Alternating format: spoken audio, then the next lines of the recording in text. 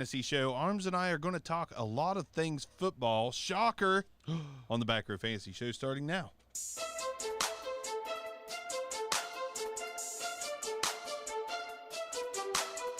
Welcome to the Back Row Fantasy Show with your hosts, Jeremy Barker, Aaron Arms, and Brian Hucks.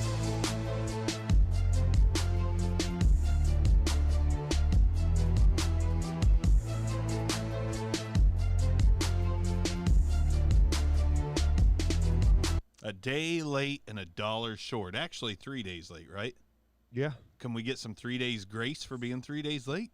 I'm going to guess no. Probably not. Not from Bauer at the very least. Like, Bauer's not going to give us any leeway. He's asked me 2 days in a row, is there a show? Because I don't see it. The answer, there wasn't. There is now. So, welcome. It's me and Arms, yet again, on the Back Row Fantasy Show. Arms, how are you doing today? Nobody cares. Nobody cares. Yeah. That might be that's becoming one of my favorite intro moments. Yeah. Just, Arms, how's it going today? Nobody cares. Nobody cares. Nobody cares how it's going for us. But yeah, well, that's okay. It is. We're back in the studio. That's all that matters. Second time back? Yeah. We Two time. Yep. Beautiful day out. We're doing this in 5 o'clock or 5:30 on Memorial Day. Oh, it's a great day out. It's a beautiful day. You got top off the Jeep. Out. It's sunny. So yeah. What do you want to talk about today, Bark? So first off, pre-show, I was at this goes all the way back to the draft. At former co-host Chad Niddle's house. I was having a couple beers, and we ended up talking with a couple of our buddies, Justin Rippeth, John Ferris, and think about quarterback, wide receiver combos that were really good in college that came to the NFL, and both players were good. So if you think about who all the starting quarterbacks all around the league are, the only name that comes to mind was Stafford and A.J. Green. That played together in college. And then went on to the NFL and achieved good both success. Had success. Yeah. Like, I'm sorry, but I don't consider a 500-yard year receiver successful. No, I don't consider a 2,500-yard passer successful. Yeah. Well, one of the thoughts, which is random, that came in my head was Jameis and Auden Tate, but I don't think Auden Tate's not successful. If he's successful this year, you can add him to the list. Did they play together? Yes. Yeah. Man, it must have only been for a year. Yeah, I think so. I think it was like the last year. Pretty certain of that. I could be wrong, but I thought they did for a year. But even still, right? So think about it. I mean, the only other name that comes to mind with moderate success is like Derek Anderson, T.J. Hushmanzada, and Chad Johnson. Did Oregon State, they're the ones that had Steven Jackson as running back? Yeah. That was an NCAA cheat team. Did Deshaun Watson have a guy?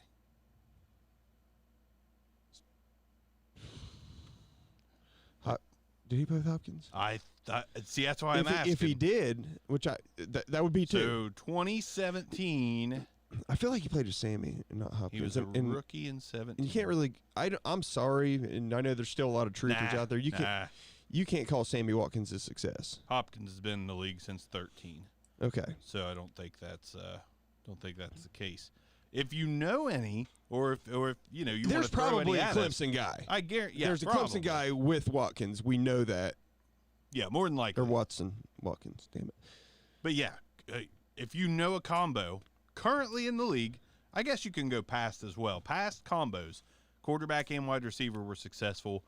Throw them at us on Twitter at the Back Row Show. So why are we bringing this up? Because rookies. There's 2 rookies at quarterback that had high-profile receivers in both Burrow and Tua, and the signs point to both of them failing. Or crazy enough, or the Alabama wide receivers fail. Yeah, or the LSU receivers fail. A possibility. I mean, the signs point to one of them isn't as good as the other one made him look. That's what the signs point to. Now, I disagree. I will trust my own eyes and say that by all accounts, all the Alabama receivers are going to be fine. Kyler Murray and C.D. Lamb. If C.D. Lamb is good, there's a combo. But he's not there. He's brand new. I know. You know what I mean? I know. We're thinking future. I'm thinking future wise as well. Like the odds are good on those two. Yeah. In my opinion. Yeah. So, but I mean, I keep just going back and thinking and trying to think of different ones. And like I said, someone's got to be with Deshaun Watson. There's had to have been a good, at least a high. I mean, it's a high prospect. But heck, really, Nook's the only quality Clemson wide receiver out there, if I'm not mistaken. Did anyone play with Baker?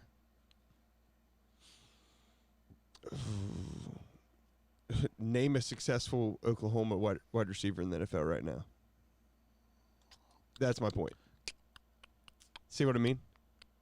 Yeah, I just off the top of my head, I got nothing. Yeah, so not off the top. I mean, and all the stud, quarterbacks out there, most of them really come from quote non-quarterback schools. Yeah, very true. I mean, and a lot of quarterbacks come from places where they didn't play. I mean, Carson Wentz, what was that, South Dakota State? South Dakota State, I something think. Like that. Matt Ryan was Boston College. Yep. I mean, there's Dak Prescott. I don't know if he played with any. No, Mississippi State, probably not. Lamar Jackson. Louisville. I don't recall. Did he play with Devontae Parker? Can we? God, no. No, that's years apart. 6-1, 6-2, 4 years apart, 5 years apart. So yeah, no. Oh well, it's tough to wrap your head around, honestly. Yeah. So anyhow, like I said, if you can think of a good combo, let us know. But that, like I said, it begs the question: were the receivers just that damn good, or did the quarterback make the receivers look good? I don't know. Once again, I feel like both of them are going to be successful in the NFL. But man, it's the signs point otherwise. They do. So that could the one half of each combo. Could the times be a change? And yeah, maybe. Yeah. So, but as far as like this should be one of those things off the top of our heads. We should have examples besides Stafford and AJ Green. And for you to go Stafford and AJ Green, you have to think about that. So obviously, you and the other guys have thought about this. We literally went through the entire NFL. Right. So you thought about it, and that's what you came up with. So just the names of Stafford and AJ Green, who aren't as relevant today, means you dug a little. Yeah. So there's nothing off the top of the head. Good conversation starter. Second thing, just because why not? Let's talk about Ryan Leaf. Ryan Leaf. What about him? He's a bust again. Not only was he a bust in the NFL, now he's a bust as a broadcaster. Arrested for domestic, was it violence? Domestic dispute or domestic violence? Let me see here. At this point, domestic battery charge. The guy obviously has, it was obviously at a young age. He's got anger issues. You know what I mean? He's like the Manchurian candidate, ended up he's not all there. There's something that makes him snap, and that's the reason he couldn't put it together in the NFL. Right. Now, it's a misdemeanor battery charge, so I'm sure he's probably already out. But what was the battery charge? I've not seen anything since it was reported as to what he had done for this to happen, but there we go again. This has been the craziest season for former and current NFL players getting it. I mean, we've got the Quentin Dunbar and DeAndre Baker situation. And I hear they're going to get off. I mean, I'm sure they have many, many times in their young adulthood lives, but this time they'll probably get off the hook for jail.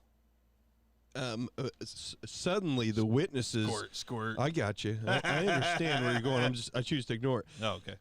The witnesses just can't be sure anymore, and they decided not to press charges from the guys who robbed them. Do you think the witnesses are a little richer right now? Is that yeah, definitely. Yeah. Definitely think they were well compensated for the mistake. Also, guys, you're in the NFL. What the hell would you rob somebody for? You can afford it. If you can't, guess what? That is your fault. You burnt the money. I got 6 words for you that come from Suck it? Oh. From either late 90s or early 2000s tune. the reason they forget that they're in the NFL and do these things. Get fucked up, stay fucked up. Roll into the club and navigator track. There you go. There we go. So, in a long corona-filled offseason of no football, no responsibility, they don't have to report to shit except for a little online thing here and there. Mm-hmm. And they can use some filters to make sure the red eye's gone. Yeah. Get fucked up, stay fucked up. I mean, the guys that are not veterans, that are disciplined and just over that stage of their careers, they are partying hard this corona season. There's no reason not to. It's going to be interesting to see how many players get injured once football resumes, because it's going to be a lot. Because these guys are not football ready, and it's going to be interesting to see how many of these guys' bodies are dramatically different, and how many of them have aged due to whatever it is they're doing. Adrenochrome. Are they? Yeah, like I mean, seriously. No, if you're went right. A good, I mean, if you went a go good get- 6 months on meth, do you think? I don't think they're doing meth, but I get what you're saying. I don't. Well, to rob people, I don't think you do it because you smoked a little weed. no. At no point have I ever heard, well, a stoned man today robbed somebody for a bag of Cheetos. Well, I might Judge, eat your pizza without asking, but I ain't going to freaking hold you at gunpoint. Judge, I apologize. I was a little high on marijuanas whenever I was out in the street naked, demanding people give me their jewelry with my penis in my hand while I was pointing a gun at everyone. I was just on marijuanas. I had a few too many marijuanas. Yes, I had 2 marijuanas that day. 2 whole marijuanas. I should have kept it at 1, and this is just what happened. Oh, But it's like you sound like Russell Wilson with cornrows. no. Excuse me, sir. I'd like to buy some drugs. Yeah. I will take 2 marijuanas, please. 2 marijuanas, please. Oh God. But I mean, if some of these guys are partying hard, listen, I'm a year away from 40. Hello, fellow criminals. Hello, fellow criminals. And when I see someone I graduated with sometimes and forget that I graduated with them, sometimes I'm like, oh man, look at that old guy. And I'm like, oh shit, It's like, oh, you age like a gallon of milk. I graduated with that guy. Yeah. Why does he look so much older than me? It's the marijuanas. It's the marijuanas. No. Oh my God. No, I can tell you right now, like, I've drank a little bit heavy this weekend. I've 3 or 4 days of You didn't have to tell him. putting them away. Well, no, I'm saying my point is, like, I'm feeling rough today, and I can only imagine what some of these guys who are excessively wealthy, who are partying up all the time, how they're going to end up. I just, man, I hope it isn't an injury-plagued season, but I'm telling you, I feel like you're right. It just makes sense. This might be the season of the handcuff. Yeah. I mean, Tom Brady might have That was a huge transition there. Oh, What we were talking about. handcuff. See what I mean? Yeah. It went right past me. My head was already on a Anyway, swivel thinking about how Tom Brady could look young again due to some of these guys doing nothing in the offseason. Like the playing field might be leveled from the super athletes like David Njoku to the older guys like Ben Hartsock. Don't know where that came from. He's from just up the road. You knew it. But I was actually trying to think of a different Ben Watson. That's who I was thinking of, somebody like an older guy tight end that all of a sudden looks spry because the younger guys have been partying and the playing field is now even. But There's a lot of them though that they understand this is their career, and they're more than not, I would imagine 90% of them are busting 75 ass every day anyway. 75. Well, I mean, there's going to takes be a lot to get to the NFL. There's going to be a shit ton of players getting hurt because the only football they were getting ready for was Madden. So I mean, and that's happening. We got Joe Mixon. Did you see that? Joe Mixon, I think, moved on to the semifinals of the Madden Championships for like a celebrity charity type thing. I didn't see that. Is Mixon and Jamal Charles, I think. Jamal Charles smoked Cam Jordan, I believe, and Mixon destroyed some other player like 84-0. Like wow. it was something crazy, but. Was his running back by chance Joe Mixon? No, he played. Mixon played with the Chiefs, I think. Oh wow! Okay. And I think that Jamal Charles probably played with the Eagles. The Eagles. I think the Eagles. Wow. Well, I'll have to look that up. It was actually. They must have had this injuries is the off. times we live in. This is interesting. To us. So we got. Let's see. Joe Mixon. It's going to take too long to find. Anyways, yeah, one was the Eagles, one was the Chiefs. I probably got it backwards. But moving on from players playing Madden, I mentioned Tom Brady being on an even playing field. Reason I mentioned him is, did you look at any of the highlights or any of the fun clips from the golf outing yesterday? Watched it. Did you? I watched part of it. That was Tom Brady's cool. not real good at golf. No, Peyton is. Peyton is very good at golf. Peyton's a good golfer. So I enjoyed some of the back and forth between those guys. When you're on a team with Tiger Woods, and by the way, Tiger looked incredible yesterday. I mean, just everything he hit was just a line drive, perfectly straight, landed where he wanted it. But when you're on a team with Tiger Woods and Tiger's playing the way he did yesterday, and you're still taking some of Peyton's shots, oh my God! Yeah, I mean, Peyton was very impressive. Yeah. Of course, he's had some time to work on that golf game now that he's been retired. He has, and you know, out of all the former quarterbacks you're talking about, golfers, like, you know, Peyton Manning was going to master another sport. Oh yeah, he's very cerebral. Yeah, that's a good way to put it. But yeah, Peyton was talking about who his caddy could be, and he was like, you know, he's like, well, I almost had Bill Belichick as my caddy. He's like, but that might have caused problems. He's like, I thought about Nick Foles, and Tom Brady turned around and said that was a cheap shot. Nick Foles was a cheap shot. Oh, that's great. Yeah. And what was the other Eli's one? obviously above it, you know. He mentioned Eli as being his caddy, yeah. But, yeah, there was a bunch of good back and forths. I think, what did Brady say to Manning? He said, oh, God, that's going to drive me nuts because it was actually really funny. I actually reposted it because Tom Brady's winning me over a little bit lately. Like, I don't despise him anymore. Well, it's probably the same way Brett Favre when people were at the end of his career. Like, you started to learn you should probably appreciate what he's still doing while he's still doing it. But I still hate Tom Brady. I'm starting to not. I really am. Like, he just seems – my biggest thing with football players are be humble. Like, be humble. Like this whole Michael Thomas versus Devontae Parker crap that's been going on. Michael Thomas is the least humble dude that I know on Twitter right now. Like, he's a fucking diva. I don't care. I know you don't care. Well, for fantasy purposes, I don't care either. I'm drafting him in the first round every time I'm out of running back range. But my God, is he I want to say mean stuff about Michael Thomas. What's he saying? I'm missing this.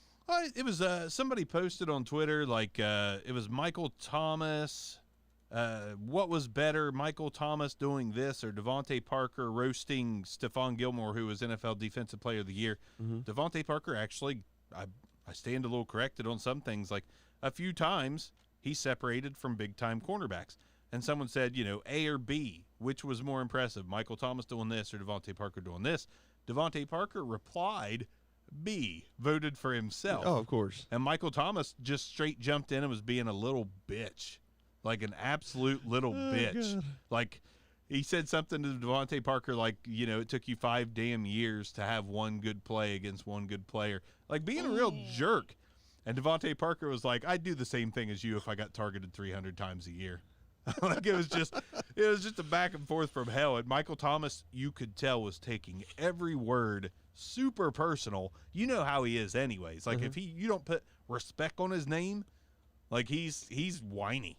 He is a whiny little Buckeye. Yeah, but we're going to be looking at this guy as going down as possibly one of the best wide receivers to ever play the game. Absolutely. I have nothing to say about his game. He is, to me, he's the wide receiver one in fantasy all day. To me, it's not close because of the consistency and the rapport with Drew Brees, who's back again. He's the number one guy for me. He's my number one, and that will not change. I don't care if he's a diva. It doesn't bother me in fantasy land. Mm-hmm. But as far as, like, we transition from Tom Brady to other guys we either used to hate or still hate, I don't like you, Michael Thomas. You're kind of a bitch. Still love him. I say on real Appalachian when I say you're kind of a bitch. But he just, you know, be a little more humble, Michael. You are one of the best. We all think it. So when Devontae Parker tries to say he made one play better than you, who cares? You're obviously way, way better than Devontae Parker. I'm a Dolphins fan. Michael, you're better than Devontae. It's easy. It's not a discussion. Anyways, you good? I'm good. You good? Just had to vent. You want to move on? You know what, Mike? Yeah, let's go. Move on. You know what, Michael Thomas? All right, so Barker and myself decided we were going to, with kind of in the spirit of potential injuries, start just trying to find a few sleepers, handcuff type guys that can help you that shouldn't get you or cost you a whole heck of a lot, particularly for fantasy purposes. Obviously, this is a fantasy show. I don't know why the hell I said that. Anyhow, so we wrote down some names, various ways of looking at them, just potential opportunity, maybe guys that don't have the, quote, name. That's something that always gets said about Blake Martinez. Blake doesn't have a name. Nobody knows who Blake Martinez is except for Packers fans, it seems like. But now Giants fans. Yeah, now Giants fan. Weird. But the guy is literally, 100 tackle a year guy. So once again, guys who we're not going to sit here and tell you they're going to be stars, but based on, whether, once again, opportunity or end of season production or whenever they got a chance, at points in their career, they end up being studs. Bark, who do you got first? Well, or who could be a stud? I'm sorry. I want to preface this a little bit with the fact that startup drafts are happening. Like, part of the reason for diving into this a little early, startups are happening. I mean, leagues are starting to open up. I think the ESPN and Yahoo leagues typically get rolling in early June. Does that sound right? I think it's early June that those leagues open. So it's worth talking about. One guy that I don't absolutely believe in, but I do still think is worth a shot, and it's crazy that I have to mention him as a sleeper so early, but Nikhil Harry is a guy that's value has taken a massive hit because he did nothing. And there's a lot of guys in fantasy leagues like myself who tend to move on. Yep. I move on. Like, if you're not giving me any production in your rookie year when you should be more fired up than any other year, I tend to move on. Nikhil Harry, I think, is a really good buy low or late round startup draft pick. If it's dynasty, he might not be a late round. If it's redraft, he's a late rounder. Mm-hmm. I mean, that's just the truth of it. He is a late rounder in redraft. But Jarrett Stidham, if he is the guy, I imagine him and Nikhil Harry have a ton of reps put in together. They would almost have to. I'm sure. So if New England is turning to a young quarterback, which a lot of folks are saying Brian Hoyer will be the guy, but Nikhil Harry has a great chance. They should just throw him in day one as a starter, no questions asked, if it's Stidham. Hell, if it's Hoyer, probably as well. So Nikhil Harry's a guy for me that I do have eyes on. I am gauging the market to see what I can acquire him for. I didn't love him coming out of college. I didn't love him in that draft, but there's just not a lot of options on New England, and I don't know how compelled Julian Edelman will be to play really well without Tom Brady. I could be wrong. I don't know him, on a personal level, but it wouldn't surprise me if this is the decline of Edelman simply because he's not playing with his best friend anymore. Yep. So that would take a hit on me. Like, if you've got a great assistant manager at a job or a great number two and you lose them, I've had that happen before, and I took a hit. My motivation wasn't the same when I knew I didn't have that person I could lean on. Yep, was the go-to. So Nikhil Harry's interesting to me. Who do you got? So we kind of played this game a couple years ago with Darius Leonard, and it's just somebody's got to succeed, right? Somebody's got to step up. And this is centered around the Cincinnati linebacking core. Oh, they've just been void of talent. The guy who stands out for me the most is Akeem Davis-Gaithers. That's a deep one. He not even slated to start, from what I'm seeing. But I think that once camp gets rolling, he's going to have it. I think he's going to work his way into a starting position. There's not a lot of talent in Cincinnati. Nobody who's separated from the pack. But a kid out of, I believe, Appalachia State, monster, in his division, so to speak, monster against his competition. Obviously, there's always the worry that his competition just wasn't good enough. But fast guy, plays. kind of like safety speed. He's a little bit undersized, but that's not the end of the world whenever you're talking about linebacker. He can track down guys. I think that if there's a Darius Leonard in this class, like a guy who's underappreciated and underdrafted, it's going to be Akeem Davis Gaithers.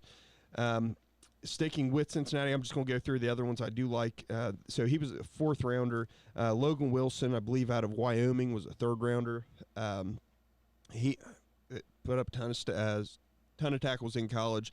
You know, one of these guys have to step up. And then there's a name that nobody has ever heard of, unless you were, I believe, a Jacksonville fan, and that's Austin Calitro. Basically, between weeks 15 and 16, the guy had 19 tackles. 19. So he's shown flashes. He may end up in a starting role in Cincinnati. Someone's got to step up. Somebody's got to get some tackles, and I believe it's going to be one of those 3 guys. Okay. Well, I'll go on the IDP side with you. A guy that really shouldn't be considered a sleeper, but I think is Taylor Rapp, the Rams safety. Quietly put up 100 tackles, 100 total tackles in his rookie year, 62 solo, 38 assists. I had this guy. He also had 8 defended passes. I had this guy like 3 or 4 games into the season and ended up dropping him just because the first 6 games of his career, there were no double-digit games. So I was like, okay, well, I'm counting on a rookie way too soon at a position where I could just go grab a veteran and get that consistent 10 points a game. But Taylor Rapp was very quietly excellent last year. Week 8 on, he was number 4. Yeah, in fantasy scoring, which is massive. And the kid's 22. And a lot of people aren't going to think about this guy come time for IDP startups or trades. I mean, this is still a guy. The name recognition is not there yet, so you could squeeze him into another trade. Like you could be like, oh, we're close, but throw in Taylor Rapp. 20% owned in my fantasy league. That's ridiculous. Which they may be counting non-IDP leagues, but even still.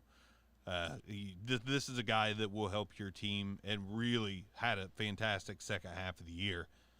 And that's one of the hard positions to find a really good long-term solution at. Oh, my God, yes. So one of the hardest.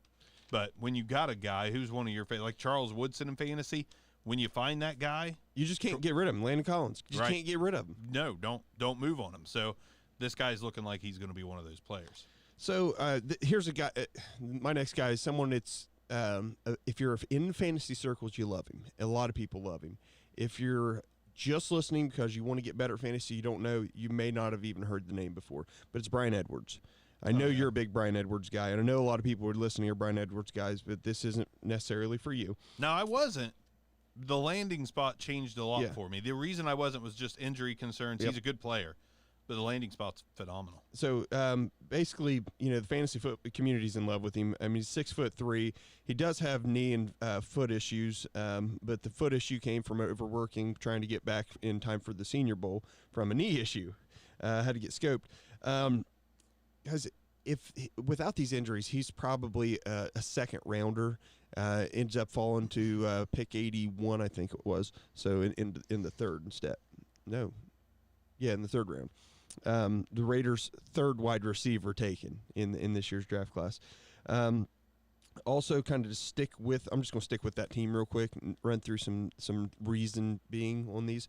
I think Renfro got 49 balls last year, but in week 16 and 17, he had 13 receptions for 209 yards and 2 touchdowns. So finished the season incredibly strong. You add Ruggs to take off the top, kind of puts him into a de facto wide receiver 1 role. Tyrell Williams still there. He's better suited as a number 2 wide receiver to begin with. Adding in Bryan Edwards, it's going to take some pressure off to leave Renfro to work underneath, and I think he's going to actually probably pace that team in receptions next year. And I don't think the 80 to 90 catches is out of question for him. See, I want to say that.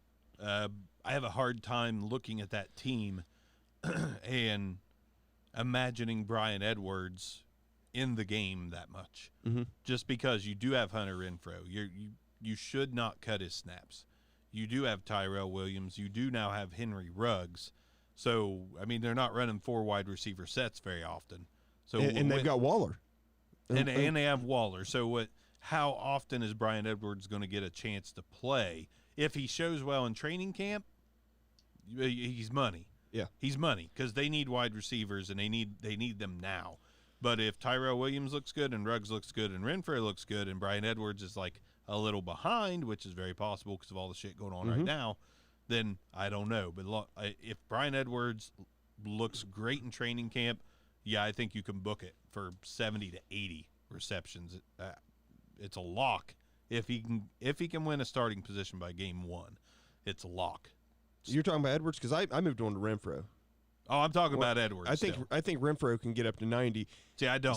I love in Renfrow the slot because of the other guys working around him. It's possible, but I mean, I don't want to say there's so many weapons because there's not, but there's so many weapons of similar talent. Waller, Renfrow, Tyrell Williams, they're kind of in like they're middle tier guys to me. Waller looked great.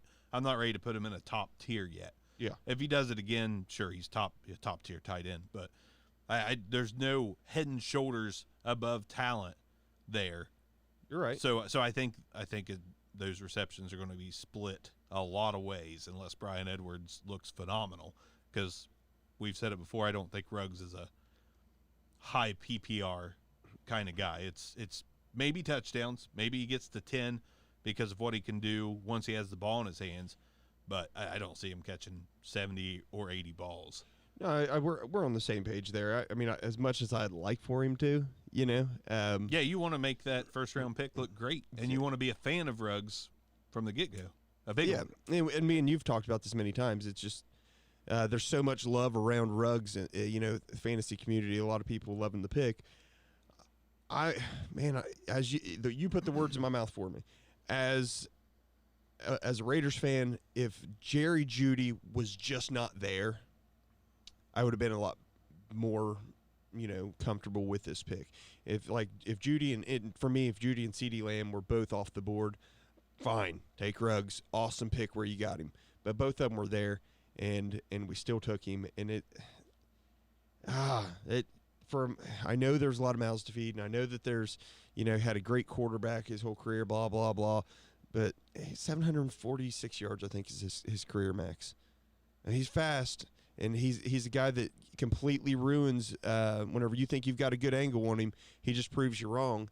I mean, with that kind of speed, and his speed is truly special. But wow, the difference between him and someone like, sure hand, perfect route runner Jerry Jeudy, Jeudy ran a 4.43. Well, let's just talk about real quickly the past 3 years of. We'll go top 12. We won't even minimize it to 10. Mm-hmm. So let's go 2017. Stop me when you hear a guy that is a burner. Mm-hmm. Stop me when you hear a guy that was drafted on speed. It's Tyreek Hill, and that's it.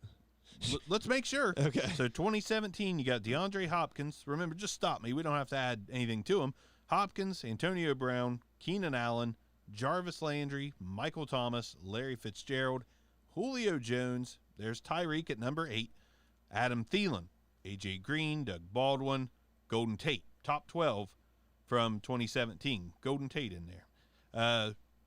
So, Just Tyreek. Just Tyreek. So you move on to 2018, which will take me a second. But obviously you guys see exactly where we're going here. But I think Tyreek makes multiple appearances in most of those every single year.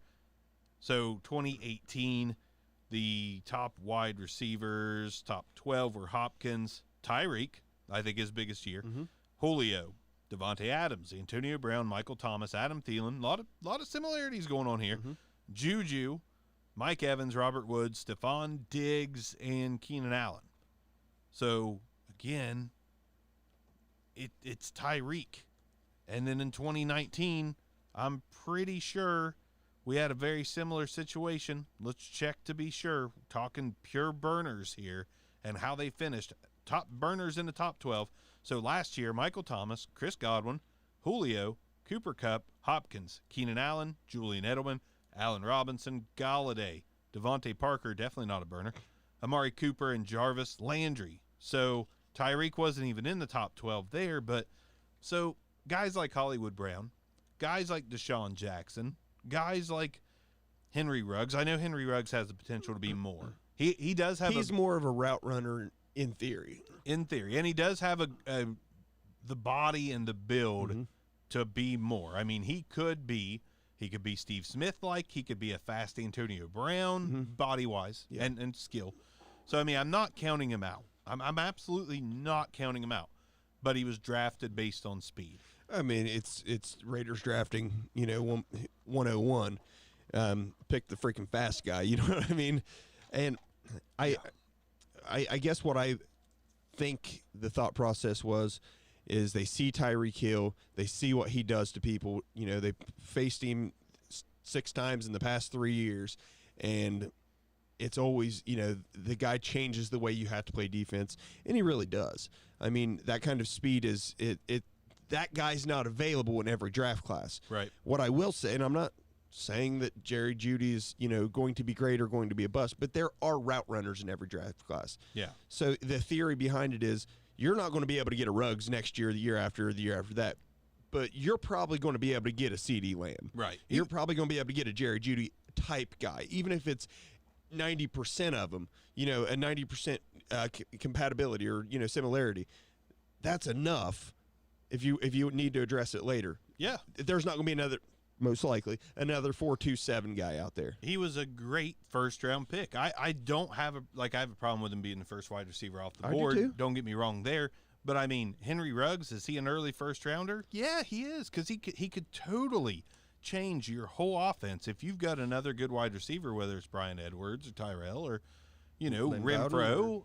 This guy could completely make your offense lethal, just like Tyreek did in Kansas City. That doesn't mean he's a fantasy shoo-in. That's the only thing with me. I see him as a perennial 60, 65 catch guy. Probably 1,000-yarder, definitely. If he catches 60 or 65. And he's probably going to give you weeks of 3 points. Yeah, and he's going to give you probably 7 to 10 touchdowns on the year. He's going to be a fine fantasy 2 or 3. Yeah.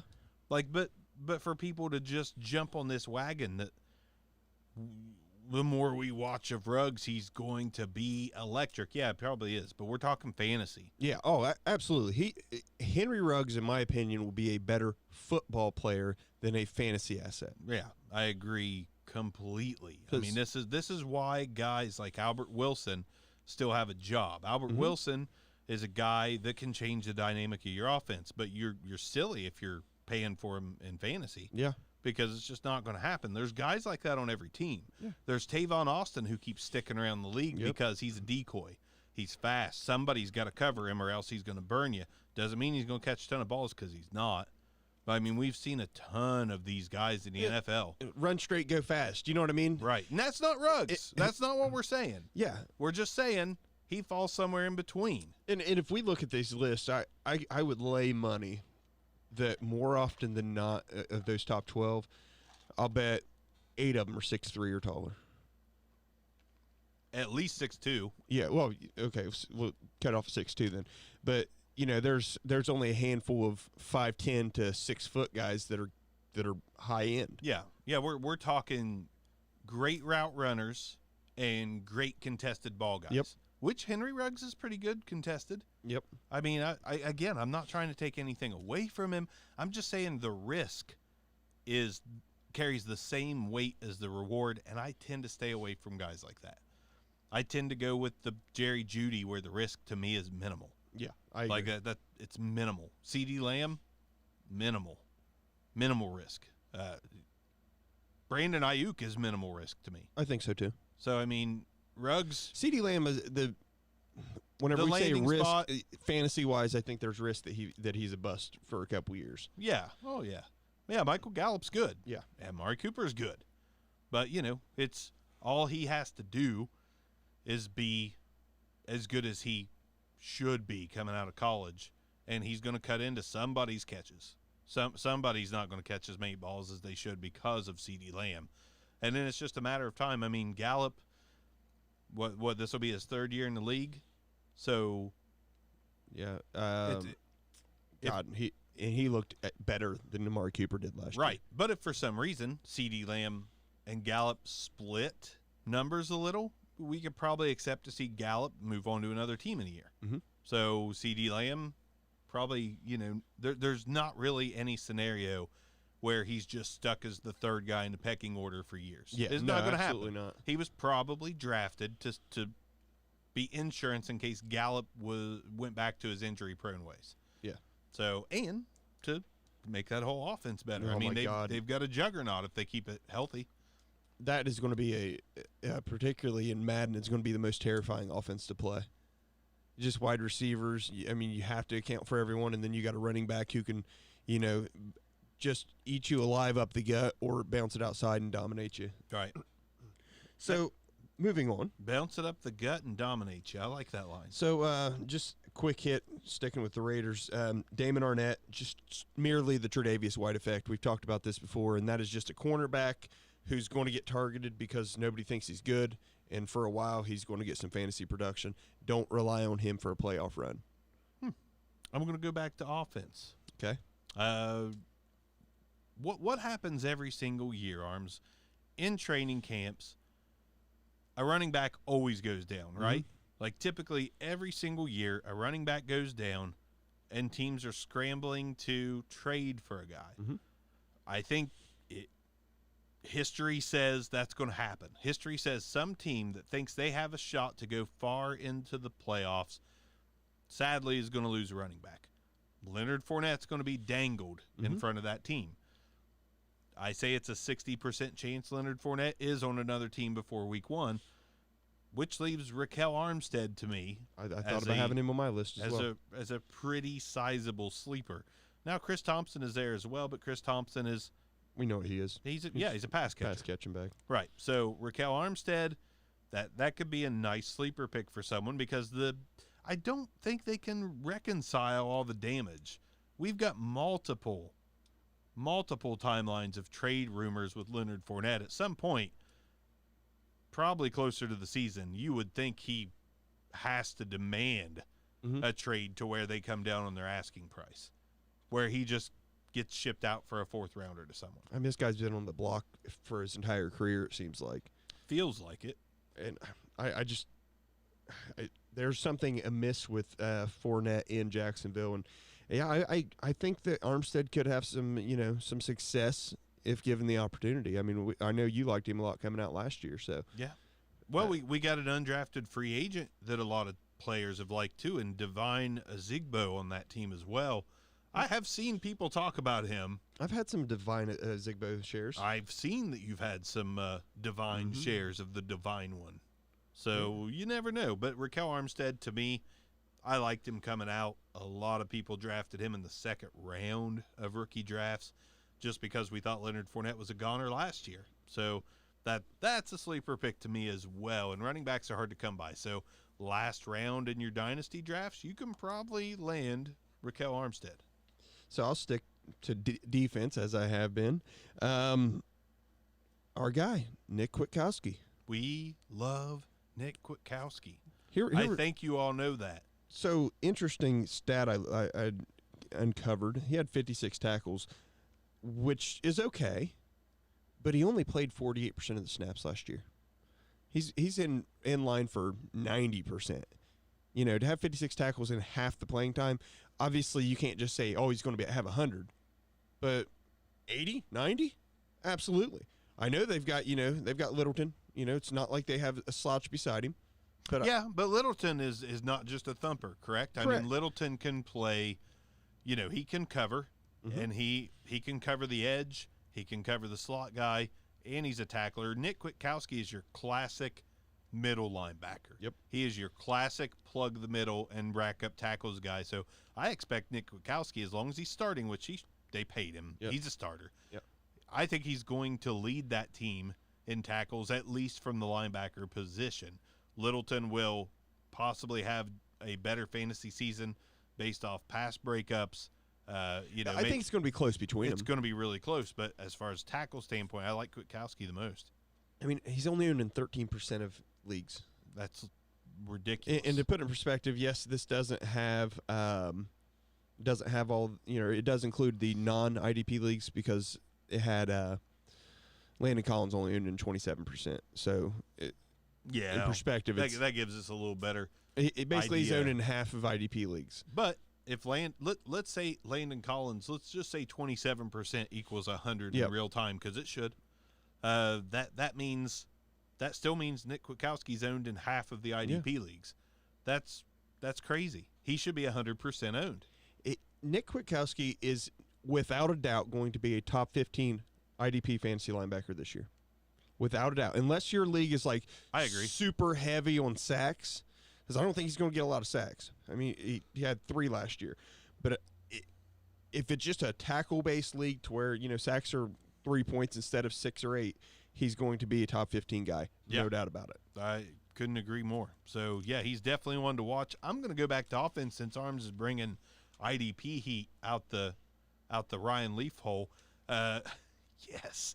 So Sam Darnold's a guy to me that I think is going to be a really sneaky grab at the back end of drafts, and as a sleeper, and as somebody that you can trade for, because Sam Darnold, the shine has wore off of the draft position. The shine is off the guy. Like real football guys, like McShay. Todd McShay loves Sam Darnold. Kuiper loves Josh Allen. They argue about those two all the time, and for good reason. Sam Darnold, when he has protection and when he has weapons, is going to be a good quarterback. I have zero doubts about it. I've seen the flashes. Sam Darnold is going to be a good quarterback. I think he's going to be a top 10 fantasy quarterback for years to come as soon as they can give him the time to actually play. That team's had a terrible line for a long time. They worked a lot on the offensive line this year. He's got Brashard Perryman, Jamison Crowder, and Denzel Mims, and Chris Herndon, who they said they're setting free this year. They're so high on that guy being a top 5 tight end that it's not even funny. Like Chris Herndon, if we are to believe how high the Jets are on him, we've seen him flash. Yeah. That team's going to be much improved, especially on offense. Adam Gase is the wild card. If it all fails, it's Adam Gase's fault.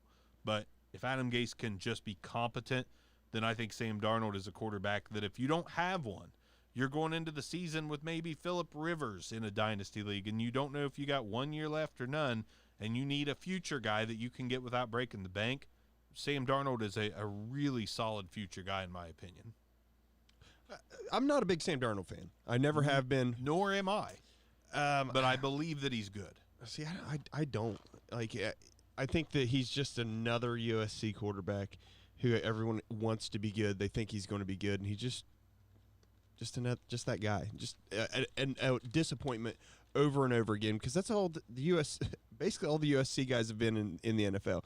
I know it's a different narrative, right? It's not a Pete Carroll team, blah blah blah. But my God, they keep putting out these, you know, top or first round quarterbacks, and they're all garbage. I mean, Carson Palmer's not garbage. I mean, that's it. Yeah, that's it. It is. But I don't want to err. Me personally, I'm not going to err on the side of college history. I understand for Darnold. that. I like what I've seen in a Jets uniform out of Darnold when he has time to throw. I think he gets too rattled. And no wonder. Well, yeah, I mean, he doesn't have time for anything, but if he's getting too rattled, you get to him a time or two. It's possible he could be ruined already. Yeah. I mean, it's possible. We've seen it. Tim Couch, David Carr, the Carr. But I just think that it's always going to be in his mind that he's got to get rid of the ball too quick, and he's going to force it. Yeah. Speaking of the Jets, and a name that's fallen off a lot of radars, Blake Cashman, your guy. I love Blake, but Avery Williamson is coming back. C.J. Mosley is coming back. Cashman, sadly, is going to be reverted to a backup role. But he's one injury away again. But he's also coming off an injury. Yeah. But he's one injury away from getting right back in there and paying dividends. Hey, he's a guy that I believe in, that I'm not dropping. I've got him on just about every team, and I cannot drop him because I think he's a good player. They've also got Patrick Onwuasor. So, but I think he probably slated outside for him. Yeah. And Cashman's definitely a middle guy. Our lads is usually the most up-to-date rosters. They have Cashman as a starter. Just throwing that out there. Yeah, it's not going to happen unless one of those guys has a setback, but I like to believe it'll happen. Few comments real quick. The Fantasy Football Show, dangerously close to the Back Row Fantasy Show, fellas. That's I don't know what to think about that, but the Fantasy Football Show says that Breeze, Brady, and A-Rod are the values late in 2020. Mm-hmm. I don't think A-Rod's a late value at all. I still see him going middle of most drafts. He doesn't always go late. Breeze, Brady, I don't think those guys go late in redraft. No. I mean, redraft, I don't think they're going late. No. They're going later than they used to. But they're falling off and possibly going near undrafted in 16-team dynasty or anything under 12-team team. Yeah. 12-team dynasty. Yeah. So values, yeah, absolutely. A-Rod, I'm not sure. I hate to call him a value, but I guess in our mock draft he went pretty late. But I think we labeled that. Some people thought. So I don't think everyone got the message that it was dynasty 12-team non-IDP startup mock. So a lot of people were drafting like it was redraft. But either way, yeah. So I'm gonna move over to KJ Hill. Chargers KJ Hill. Yeah, so the Los Angeles Chargers. So they've got Keenan Allen, San Diego, who of course has some injury history, right? You got Mike Williams, who just hasn't been what they wanted him to be. And outside of that, they really don't have anything at wide receiver. Nothing to keep someone like KJ Hill from, climbing into a starting role. I mean, I know they picked up Joe Reed a couple rounds before Hill, but I still think with all the production he had at Ohio State, he could slide up and get into a top 3, and then he's an injury away from being on the field for 90% of the snaps. Yeah, there's no Travis Benjamin anymore. Yeah. And this to me is a pretty solid replacement for a Travis Benjamin. Whether he gets the playing time or not, I'm not sure. But if you're looking to dig deep, KJ Hill's a good name. I saw KJ Hill go literally undrafted in a fantasy, just a rookie draft. Oh, he does in most of them. Yeah. So he's kind of priority free agent. Like you see people spending more fantasy football dollars on him than most of the other guys. So he's priority. But I if I have the picks, like he's a 4th rounder for me, I take him. I don't want to let him not get drafted. Mm-hmm. But yeah, I like KJ Hill. I don't hate that at all because you're right. One injury away, guy like KJ Hill, it's just a matter of who's going to be throwing the ball. Yeah. So I of course I'm a Ohio State fan, so we've got that. Got anyone else you want to talk about? I still got a few to go through. Go through some of yours. I'll read the last comment here. The Fantasy Football Show does want to know what we think of Daniel Jones because they consider him a late round gem. I agree. I think Daniel Jones is. I don't know if I call him a gem because I don't think he's going to have like a top 5 fantasy quarterback season. But as far as a young guy to build with in Dynasty, I see this is where the Sam Darnold thing comes along. I'm really comfortable going into a Dynasty with Daniel Jones and Sam Darnold. I'm comfortable with like Daniel Jones and Josh Allen. I'm comfortable with you. Give me Josh Allen, yeah, right. But I mean, Daniel Jones to me, he is a guy that won't surprise me to see starting in 12-teamers. So I'll go that far on Daniel Jones. He looked good at times. They did not have a good offensive line. Yeah, they've put some work into the offensive line. So could he take a leap? Absolutely. Could he be sophomore slump? Yeah, that wouldn't surprise me either. So late round gem, I don't think I would go that far. But I do like Daniel Jones, and I'm comfortable with him as my future if I don't have a good one. You take a Daniel Jones over Drew Brees? That depends on the format, I guess. If it's Dynasty, yes, I do. Okay. Yeah. I think I'm still trying to win now with Brees. I know you like Jones. I just feel like last year is what Daniel Jones is. Well, let's put it this way. You have you have a fringe playoff team in a dynasty league, and you have Drew Brees, and someone offers you Daniel Jones straight up for Drew Brees, and you're looking at your team on paper and thinking, I might be a year away from really competing.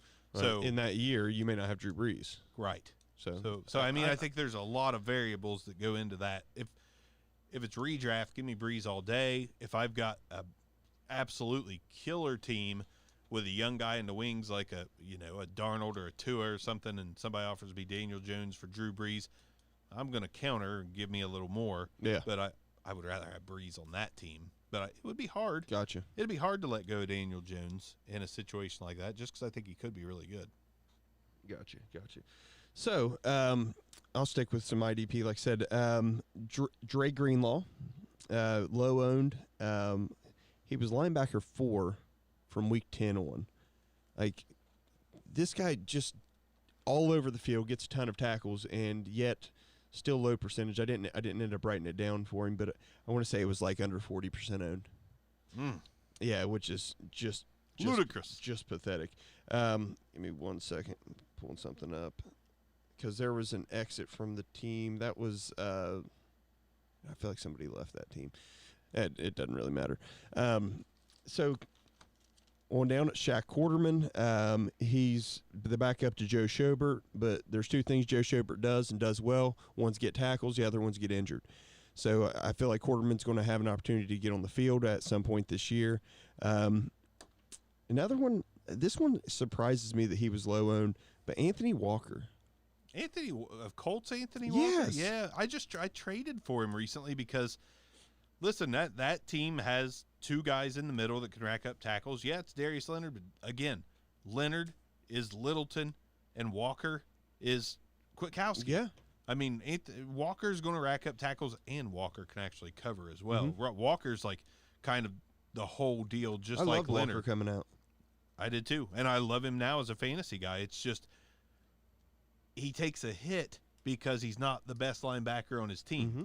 I mean, any linebacker is not going to be the best linebacker on their team if they're playing with Darius Leonard. Yeah. But he takes a hit just because Leonard's beside him. But that does not mean Anthony Walker is not absolutely a fantasy asset. I'm really glad I got him on my team. Oh yeah, no, I as I'm going through the list, like I want to say finished on the season like linebacker 17, but still like just not getting the respect that he deserves. He needs to have a higher ownership percentage. And this was started. I'm sorry, he was owned 14% of leagues, which is about half based on what we were doing, and started like 30% of the time. Yeah. It's top 17 guys started 30% of the time. What are you playing? Literally a 1 linebacker league? You know what I mean? This is what I don't get. Is there such a thing? No, there shouldn't be. There shouldn't be. So just trying to roll through and get your name's out there. My defensive players your out. name's out your mouth. It feels good to talk some IDP, but I am going to go back on the offensive side of the ball yet again because we haven't mentioned a tight end, and even though I talked about him on a different show, I don't think I got to say exactly what I wanted to say. Ian Thomas is still a guy that is not getting drafted until the end of fantasy startups, whether it's dynasty, whether it's redraft, it doesn't matter. I'm not seeing Ian Thomas's number being called, and I get that. I totally get that. Everyone has already forgotten what he did in 2018, which was fill in extremely admirably for Greg Olsen in 2018. Olsen comes back, Ian Thomas gets set just basically because, hey, our veteran, our guy that's done it for years is back. He's the starter, no question about it. Greg Olsen's gone now. Ian Thomas has the potential to be a top 5 tight end. I'm not shitting you when I say that. I believe in Ian Thomas that much. Like, if Ian Thomas stays healthy at the end of the year, I believe he'll be top 5. I absolutely believe he'll be top 5. If he's not injured, he'll be a top 5 fantasy tight end at the end of the season. Okay. That's how strongly I feel about Ian Thomas. Teddy Bridgewater, Teddy Two Gloves is there. I mean, DJ Moore is a fantasy stud. Christian McCaffrey's a fantasy stud. But the tight end landscape is atrocious. We know this. Mm-hmm. And it does not take much to get in the top 5. It takes a lot to get in the top 2. But it doesn't take a lot to get in the top 5. I think Ian Thomas will finish in the top 5, barring lack of injury. So draft him. Even if he doesn't place top 5, I think he's a shoo-in for top 10. A shoo-in. So don't let him fall to someone else in the latter parts of your draft because you forgot what he did in 2018. Ian Thomas. Speaking of tight ends, man, like I still feel Dallas Goddard's probably the best tight end in Philly. With Ertz. I mean, Ertz is great, but I think Goddard's going to take that step ahead this year. Goddard's going to make him expendable. Yes, and look for a real nice year out of Goddard. Keep in mind, last year he finished as a top 10, literally tight end number 10 for fantasy purposes, and that's second year in the league. Like, he's just growing, just getting better. Goddard's he's gonna end up being a really special guy for years to come. Yeah. Goddard's already going where he should in fantasy drafts. Like, he's already performing really well draft wise. So I think people are on to it. Good. People have caught on to the fact that Dallas Goddard is at some point in the next couple of years going to be a fantasy stud at tight end. So I agree with you 1,000,000%. I could see Goddard, getting into that if Ertz ever leaves, asserting himself as a top 3 guy. Yeah, I agree. Now, I do want to back myself up just a little bit. I want to just run through what Ian Thomas did in 2018 when he got inserted into the starting lineup with 5 games to go. So the first game in the starting lineup, he targeted 5 times, and he caught all 5 of them for 46 yards. The second game of his career as a starter, he was targeted 11 times. He caught 9 of those for 77 yards. The next game, not so great. Two catches out of 4 targets for 14 yards. Aberration. Those happen. Next game, targeted 5 times, caught 4 for 48 and a touchdown. And the final game of the season, targeted 7 times, caught 5 for 61 and a touchdown as a rookie. So I haven't extrapolated those numbers yet, but he has the potential to be really good as the starter there. Oh, yeah, you're absolutely right. I mean, starting role, offense loves to throw the ball now. Right. They don't not address quarterback, with a guy who wants to throw it 60 times a game. It just is what it is. And just to kind of back arms up a little bit on Goddard, Goddard in 2019 as the freaking number 2 tight end had 87 targets. Mm-hmm. 87 targets. Like, that's he cracks 100 this year. He cracks. Yeah. Oh, hell yeah. Yeah, he does.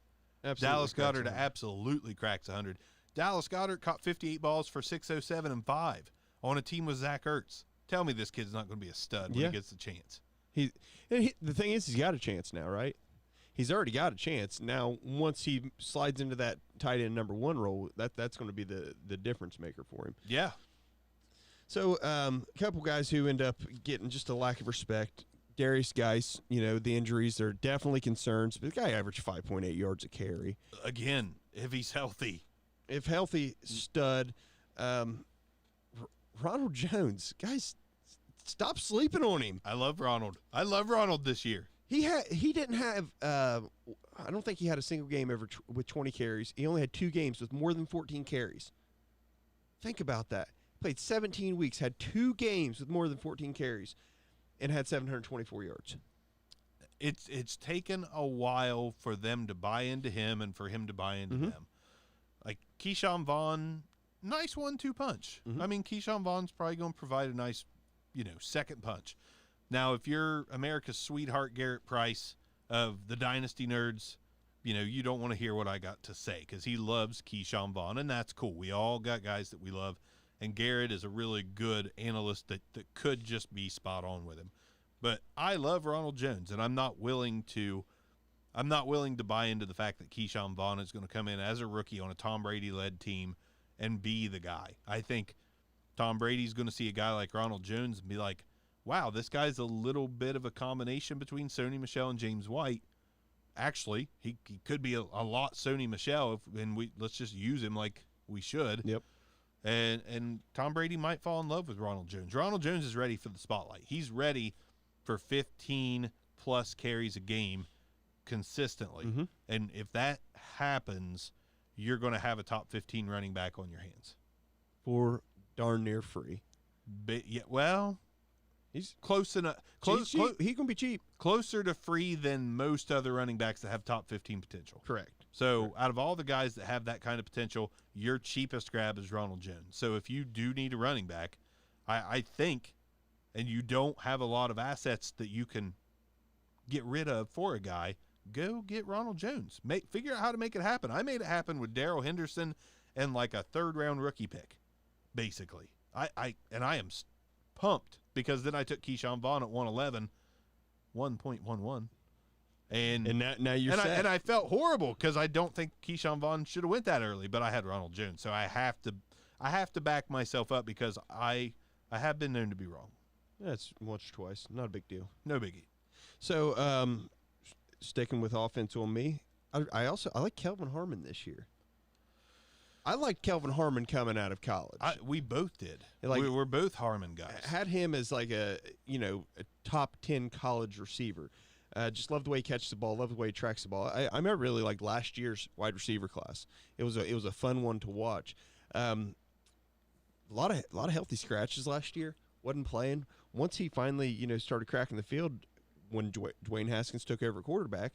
I mean, most of his games 5 or 6 targets as a rookie, and that's with on a Terry bad McLaurin, team. Yeah, with Terry McLaurin there. Yeah, he's not. He doesn't have to be tasked with being that number 1 wide receiver because that's going to Scary Terry. But he had some moderate success, we'll say. Yeah. Some 8 to 10 point games. I just think he builds on that. If Haskins grows, as I anticipate he will, a lot of people don't like Haskins, but as Haskins grows, they start airing it out more. They have a viable run game. I really think Kelvin Harmon's got some upside. Now, he's not going to be a top 10 guy, but I could see him being a solid wide receiver too by the end of the year. Right. And I give you a lot of crap on Haskins, but again, if I'm an owner of Breeze or Brady or Rivers and I don't have a future quarterback sitting behind him, or maybe all I have is a, Jacoby Brissett, Jacob Eason kind of situation, like go grab Haskins because the upside is there. He is not a bust. We're 1 year in. Most quarterbacks suck as rookies. It's a fact. Most quarterbacks suck as rookies. Peyton Manning sucked as a rookie. Tom Brady sucked as a rookie. Not that we know that 100%, but he didn't win the job. No. So, I mean, a lot of guys had a number 1 overall draft pick ahead of him. Correct. But an older Yeah. number 1 overall guy in Drew Bledsoe. But Dwayne Haskins still has all the talent in the world to make it happen. So he's another Sam Darnold to me. Take the chance. Washington invested pretty heavily in their offense this offseason. You got Gandy Golden. You got Antonio Gibson. Golden Gandy. Samuel Debo Samuel situation with Golden Gandy. You might have been right about Gandy Golden. AGG. No, it's Golden Gandy. It is. Golden Gandy, 100%. Yeah. I just do this. I have dyslexia moments on the show. It's just what happens. I mean, so it's Gandy Golden. So Haskins Dwayne is probably going to grow with these guys. He's got a good young core of talent around him. They've got running backs for days that just need healthy. Bryce Love is a player when he's healthy. Darius Geis, we know what he can do when he's healthy. Antonio Gibson, there's guys on this team. He's got guys there. It's just now it's a question of what did they do in place of Trent Williams? I don't know. Do they have a gaping hole on the left side of the line now, or did they have someone They didn't ready? have him last year. No, they didn't. But, He they weren't play that last good year, either.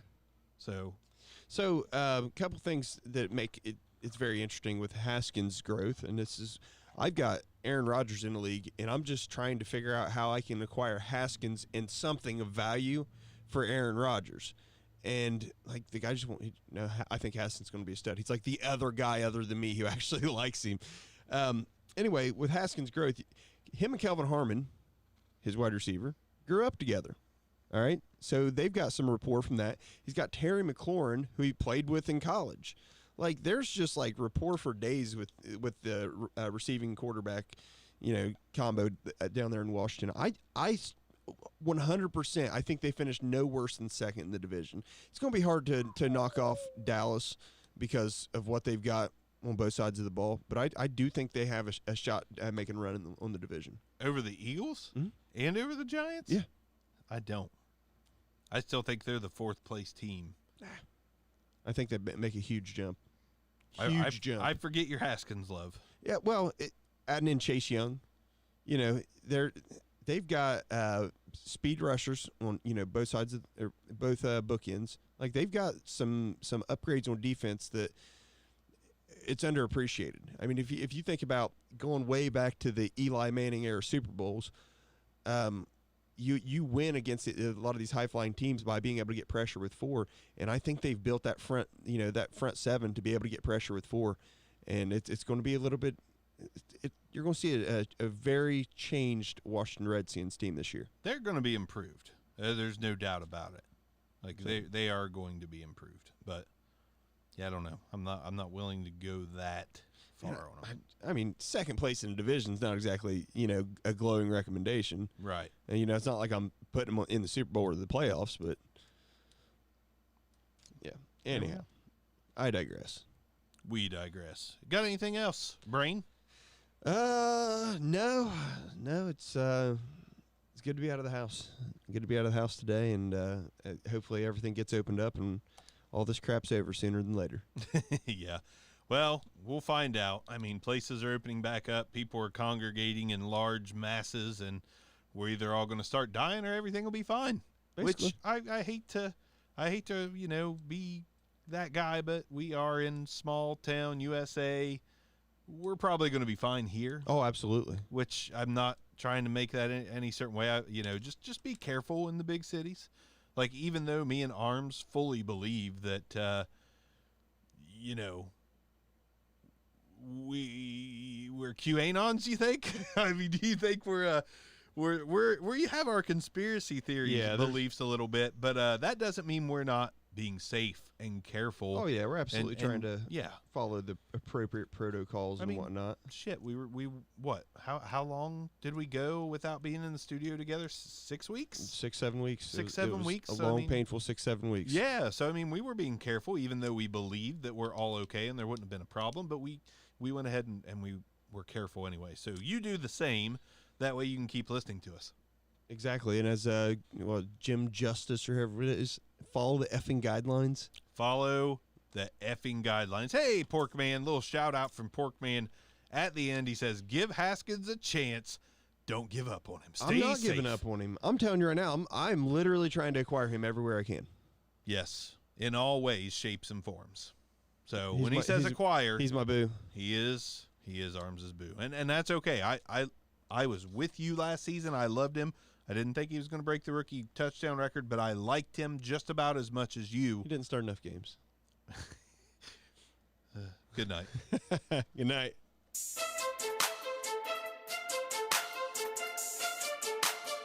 This concludes another episode of the Back Row Fantasy Show. Thanks for listening, and be sure to give us a review.